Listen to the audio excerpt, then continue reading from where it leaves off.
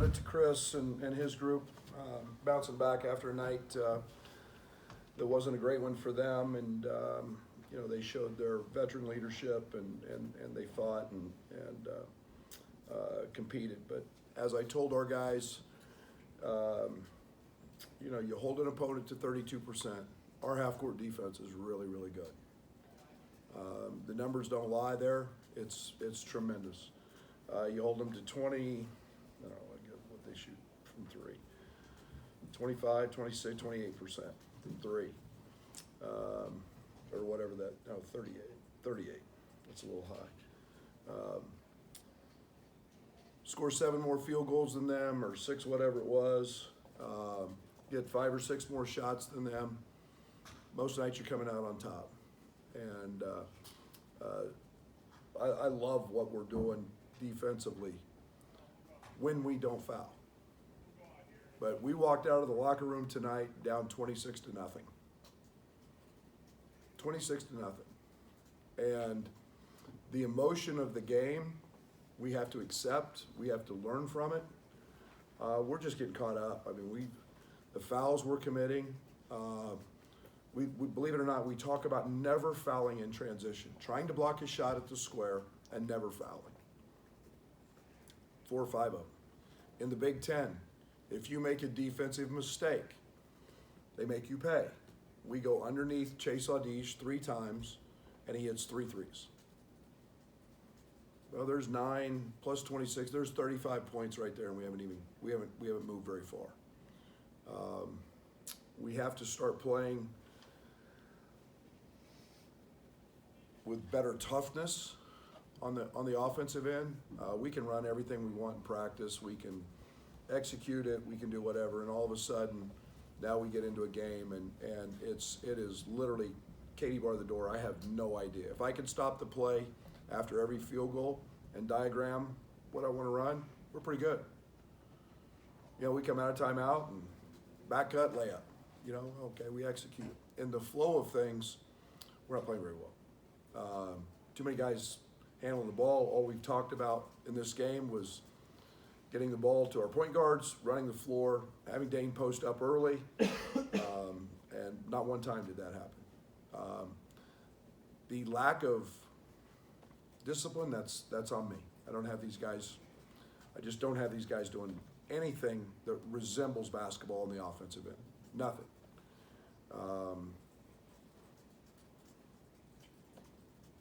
Got good looks the first half, wide open threes and missed them. We're making 9 a game. We're a good shooting team. I still believe that.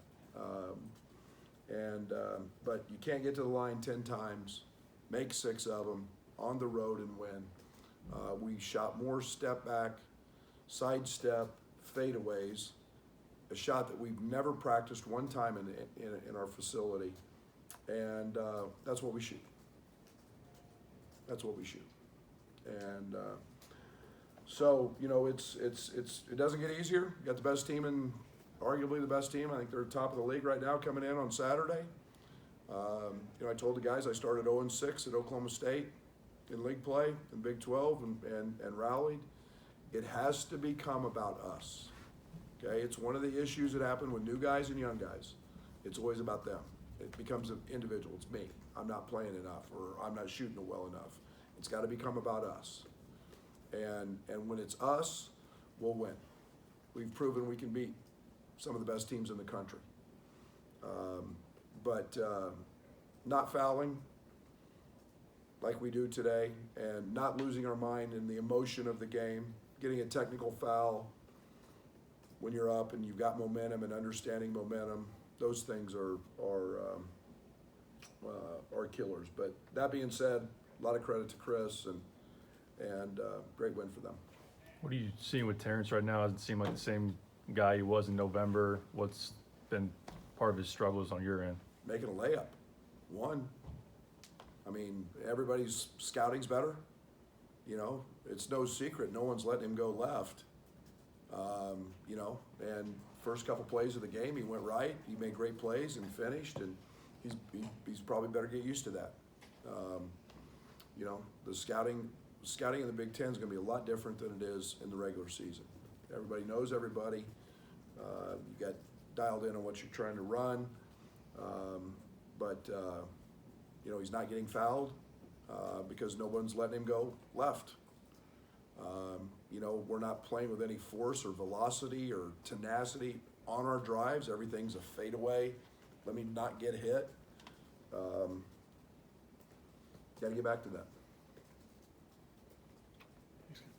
Offensively, I know Jaden was a guy who's able to kind of get the ball in the paint with kind of drives. What's kind of the key to getting some players to be a little more aggressive driving the ball?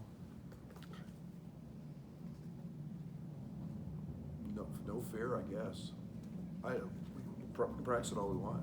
We do it against our scout team. I don't know. I've never told anybody not to drive it. I've never told anybody to not shoot. I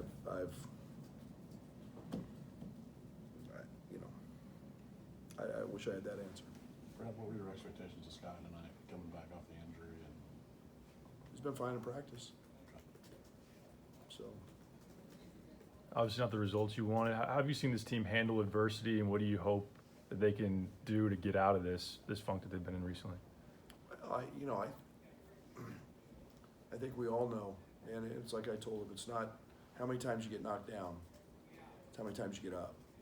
And you've got to get back up, and you've got to fight, and you've got to compete, and you've got to want something that's bigger than yourself. You've got to want success. We're really young. That's showing right now. And the dumb fouls, and I call them dumb because they are. That's a huge defensive mistake. Getting lost and not being able to execute when it gets hard. That's the grit and the toughness that you have to play at this level. The game's not an AAU game, where it's free and easy and nobody runs crap and you just go hoop. It doesn't work like that. So we got to find that us togetherness, and it's not about me, and that's why young people, new people, it's always hard because it's always about me till it becomes about us. That's the beauty of getting old. And having veterans. And, I love the character of our team. I love our guys. They fight, they work. And now we've just got to find the collective way to do it together again, because I said there's going to be many speed bumps through the course of a season with this group. And not to be expected when you're playing as many young guys as we are. Brad, this team has been victim to big runs in most of the last four or five games. Even in the Texas game you won, you were down big. In the case of in the moment, what are you seeing that is having this team respond poorly and having turnovers? Most of them unforced. Okay, you've got to stem those tides with free throws, and you've got to stem those tides with being able to execute a play to get a basket. And right now we're over. We're not doing any of those things. And, it's like I said, I love where we're at defensively. I just, the lack of an inability to execute in the moment is beyond me. And it doesn't matter if we run stuff 100 times, however we run it, when we get into the flow of a game, right now we are, and then, come on, you can't shoot step back fadeaways. You gotta be tough enough to freaking drive the ball to the mouth of the rim and pass it or score it or get fouled. And we did that early. And all of a sudden now it is not doing it. Those stem those runs. And you've talked about the better This part is the last question here. 3 years that Coleman's best attribute is his passing. But has he given you any kind of indication as to why he might not be looking for his own offense when it's there? Great question. We're literally screaming at him constantly to shoot the basketball.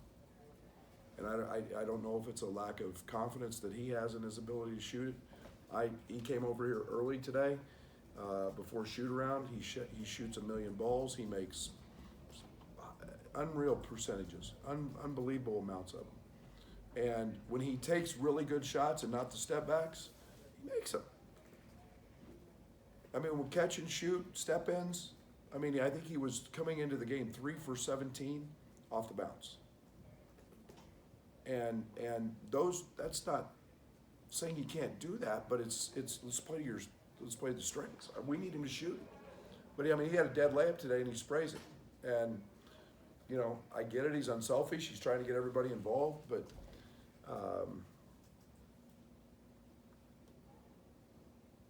we need him. Thanks, Coach.